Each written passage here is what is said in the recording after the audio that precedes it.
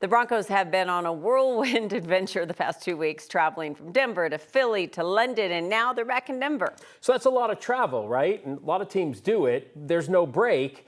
As they get set to host the Giants at Mile High on Sunday, you might be wondering, how does all that travel actually affect their play? Will it affect the game this Sunday? Our jack of all trades, Jack Linehan, was wondering the same thing. So, Jack, you did some research. What'd you find out? Yeah, Phil and Kim, for years, the NFL always scheduled a bye week after a game abroad so the teams could reset from the time difference and the jet lag, but that is not guaranteed anymore, as we know from the Broncos schedule this year. Now, bye weeks have been built in after every game in Germany, and that was the case for the game in Ireland this year, too. The Steelers hit their bye week right after Ireland, and the Vikings traveled to London the week later before returning stateside for their bye week. But for the teams who still played a week after London, including this year's Broncos, these are the numbers of all the games past. The winning team in London came home the next week and went 4-2 against the team they played back in the United States. The losing team, they went 7-5. And now you may be doing some quick math and thinking, hold on,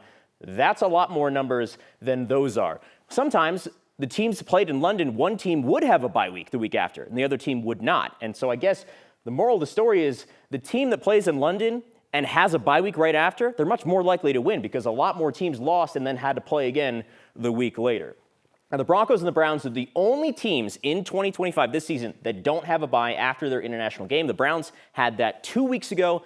They lost to Minnesota, then they came home and they lost to the Steelers 23-9. And the Browns are the Browns, so I'm not going to say it's entirely due to London, but it certainly makes it seem like it maybe didn't help. Now, if you're curious about after playing in Brazil, where they have played twice, the winning and losing teams both have a 1-1 record. And then after playing in Mexico, where they've played 3 times in the NFL history, the winning team is 3-0 and the losing team is 1-2 in those follow-up games. But the travel is just not the same from Brazil to America or Mexico to America as it is across the Atlantic to London. And obviously we have a bigger sample size to work with for London games. So that's why those records are a little more skewed. But still, I mean, regardless, it sounds like you go to London, you're probably going to win your following week.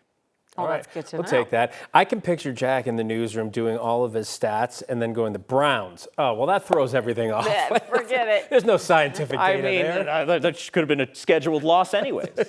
Oh, that's so sad. Good thing we're in Denver. The Browns. Okay, thank you, Jack.